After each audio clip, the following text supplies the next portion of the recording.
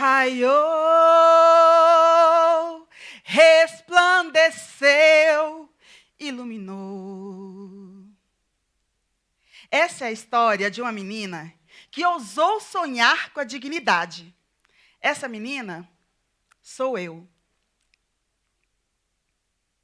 Meus pais, assim como muitos brasileiros, vieram para o Planalto Central. Meu pai ajudou na construção. Minha mãe, uma guerreira batalhadora. Inicialmente, vieram trabalhar em Brasília e foram morar em Ceilândia. Eu nasci em Brasília, mas tive a minha infância e juventude formada nessa cidade, símbolo de poesia, que também ficou conhecida como Faroeste Caboclo, na música lá do Renato Russo. E foi naquela época, em meados dos anos 70, que meu pai um dia chegou com uma caixa mágica. Uau! O que era aquilo? E eu descobri, era uma TV em preto e branco. E foi essa TV que me mostrou que havia um mundo além da minha rua. E não só para mim, porque aquilo era muita novidade lá na vizinhança. E não demorou muito para ter gente pendurada na janela, a garotada esparramada toda pela sala. E ali vivíamos juntos, um pouquinho da dignidade, sabendo mais o que acontecia no Brasil e no mundo. Chorávamos, sorríamos e nos assombrávamos com histórias fantásticas. E de madrugada, eu saía sorrateira, me escorregando pelo chão, para que meus pais não ouvissem eu ligar aquela caixa mágica. Colava meu ouvido ali no volume quase zero e ouvia Montserrat Caballé, os clássicos, concertos na madrugada. E conhecia um tal de Ney Matogrosso, de Secos e Molhados. Gente, aquilo era tão lindo. Mostrava que não havia limites para a expressão da alma. E eu queria ser aquilo. Eu queria viver aquilo. E assim eu sonhei que eu também podia dançar, que eu também podia cantar ópera, que eu podia ser o que eu quisesse ser. Mas a vida fora da caixa me levou para um outro caminho. Não foi nada fácil. Meus pais se separaram. A gente precisava sobreviver. E eu já estava cansada de chegar no primeiro dia de aula e não ter uma borracha, não ter um caderno. E eu sabia, de alguma maneira, que ali era o elo invisível que me levaria para o meu futuro. E assim, aos 9 anos de idade, virei vendedora. Na verdade, hoje chamam de menina de rua. Eu saía vendendo santinhos. E detalhe, meus pais eram evangélicos, então isso era em segredo. Meu pai vai descobrir agora, minha mãe já foi. Mas, enfim, engraxei sapato, lavei roupas dos vizinhos. Eu não tinha tempo ruim, porque eu sabia que eu tinha um objetivo lá na frente e eu ia alcançar ele. E seria por meio da educação. Mas, naquele tempo também, nós crescemos entre brincadeiras interrompidas por homens fardados e seus fuzis. E mais que isso, pela discriminação cruel de pessoas que tinham certeza que era muito mais pessoa do que a gente. Gente que se dizia muito mais gente do que eu. Muito mais gente do que o meu bairro, do que a minha cidade, do que os meus vizinhos. Mas a vida sempre esteve ali comigo, dizendo, aproveita a lição. E eu recebi um dia um recado, um presente, vindo pela boca da minha mãe. Na época, ela era copeira, lá na casa do governador. E um dia ela encontrou um daqueles moços que eu conhecia lá da Caixa Mágica. E ele mandou esse presente para mim, um recado. Diz para sua filha nunca desistir dos seus sonhos. Eu acreditei, levei a sério. E tatuei aqui, na minha alma e no meu coração, o recado do grande Otelo. O tempo passou, eu debutei, em meados de 85. E assim como eu, o Brasil também entrava numa nova fase. Uau! algo diferente estava acontecendo. Mas, na vida fora da caixa, eu precisava continuar trabalhando. E, para ser bem sincera, o que me levava ali, no meu destino, era parar de estudar. O meu destino não estava conectado ali com a educação. Mas eu pagava o preço que fosse, porque eu sabia que era assim que eu ia mudar o meu futuro. Fui trabalhar no Cruzeiro, na casa de um casal amigo da minha mãe. E, claro, como uma jovem, uau, fiz a minha turminha. Canta, dança, sem parar. Tcharararã. Não se reprima, não se reprima, não se reprima. Tchurururu. Só que não. Porque logo os pais das minhas colegas de classe, alguns, me proibiram de falar com elas e proibiram elas de se aproximarem de mim, a ponto de irem na coordenação da escola falar que eu era um risco para a dignidade das filhas deles. Afinal, eu era uma doméstica e morava na Ceilândia. Bom, mas como eu disse, a vida sempre me dava um bônus. E desta vez, a minha poesia sobre Tancredo Neves foi a melhor da escola.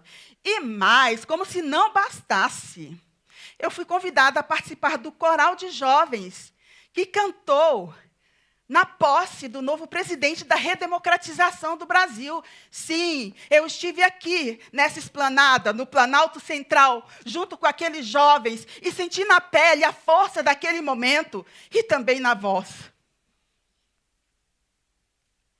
E assim, como a personagem Lin, do filme Lin Soletra Liberdade, eu precisei atravessar trincheiras, mas eu sabia que do outro lado estava ali o meu futuro. E foi com a educação, e dentro dela, que eu fui pouco a pouco construindo o meu futuro. Me disseram que eu devia escolher curso técnico ou magistério. E eu perguntei, qual é o melhor? Me disseram, magistério é só para gente inteligente. Então eu falei, é esse aí que eu quero. Porque eu gostava de estudar, né, gente? E eu sabia que eu tinha que fazer a minha parte. E foi lá dentro da Escola Normal de Ceilândia, junto com meus professores, junto com meus colegas de classe, que também atendemos a um chamado da nação, ao chamado dos constituintes, e fomos convidados também a contribuir com o que nós queríamos, que entrasse ali naquela que seria a futura Constituição do Brasil. E assim escrevi a minha carta dizendo que futuro eu queria. Sim, nós sabíamos agora que nós fazíamos parte, que nós podíamos pertencer.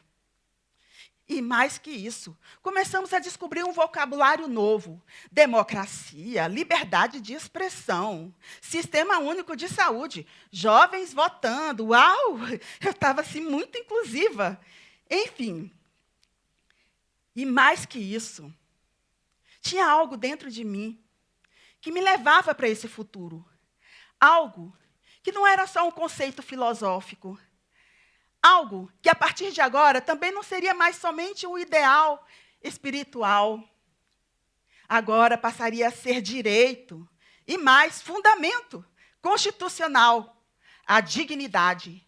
E foi nela que eu entendi que eu podia ser pessoa, tão pessoa quanto as outras pessoas que estavam à minha volta. Yes! E assim eu prossegui. E na Constituição estava lá escrito que também para entrar agora nos cargos públicos, você teria que fazer um concurso. Eu falei, pronto, não vou precisar que ninguém me aceite. Eu mesma me incluo. E fiz a minha parte. Primeiro, entrei no Tesouro Nacional, inclusive contribuí com a definição dessa marca. E quis a vida, né, com a sua primazia, que tempos depois eu viesse parar aonde? Na Corte Suprema, na guardiã da Constituição de 88. Sim, aquela mesma que lá atrás eu ajudei a escrever. E mais ainda, como se não bastasse, dentro desse tribunal foi criada uma caixinha mágica chamada TV Justiça. E eu fui convocada e aceitei mais esse desafio. Agora, eu, dentro da Caixa, produzindo conteúdos para essa nova TV. E lá conheci um Ulisses, não o Guimarães, um Ulisses chamado Riedel, advogado. Claro que eu cheguei perto dele para coletar uma pauta, produtora, né? Tinha sempre que garantir uma pauta. Enfim, e aí ele me disse, me confidenciou, Cleo, você sabia que eu escrevi, tá lá, é a minha letra de próprio punho, que eu escrevi parte lá do rascunho da Constituição, junto com os constituintes? Ele foi senador também.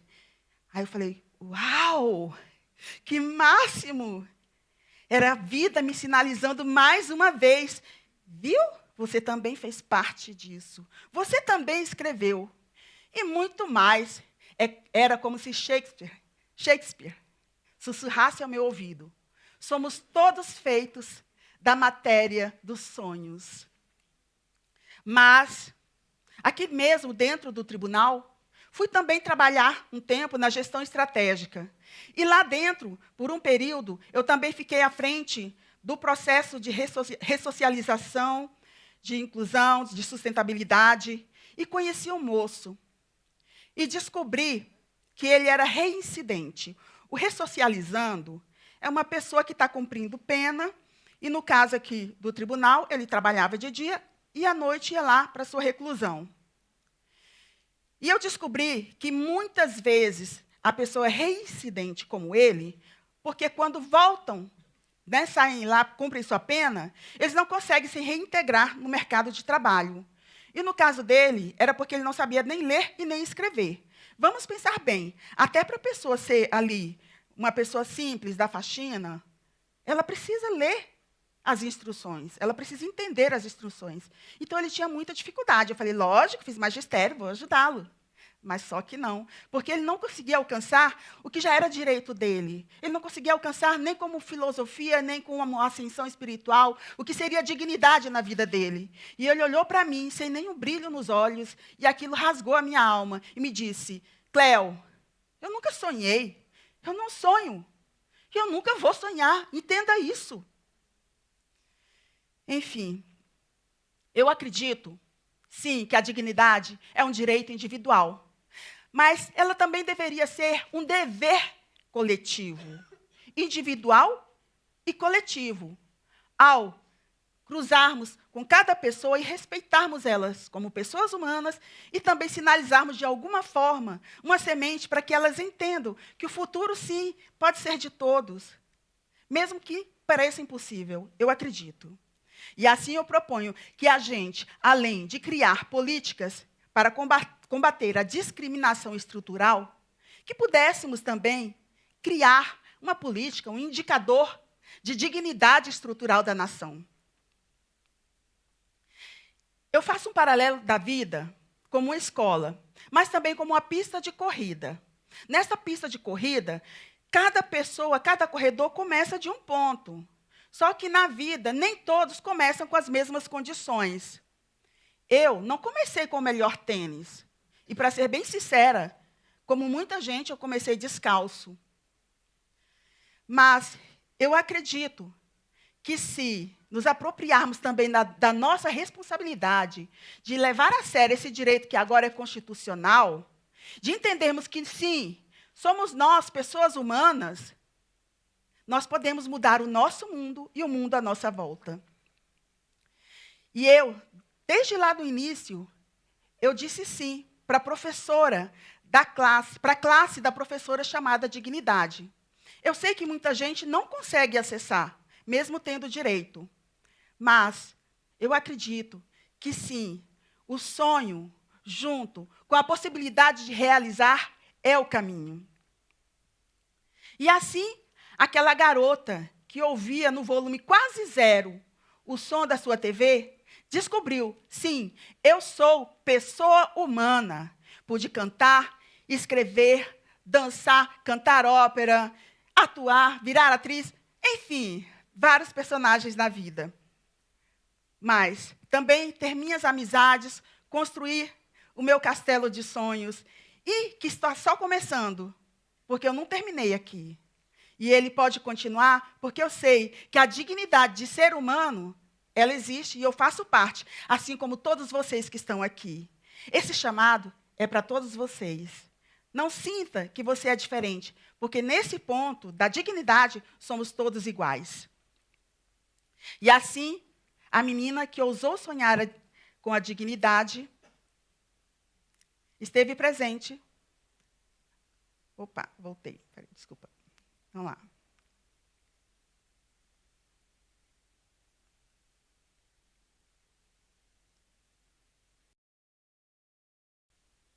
Neste momento histórico.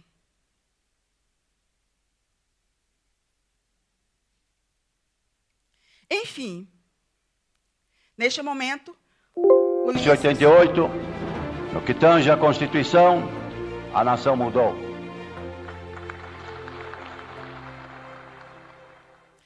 Raiou, resplandeceu, iluminou. Na barra do dia, o canto do galo ecoou. Quem quiser cantar junto, me ajuda aí. A flor se abriu, a gota de orvalho brilhou quando a manhã surgiu dos dedos de nosso Senhor. E a paz amanheceu sobre o país, e o povo até pensou que já era feliz, mas foi porque para todo mundo pareceu que o menino Deus nasceu, raiou.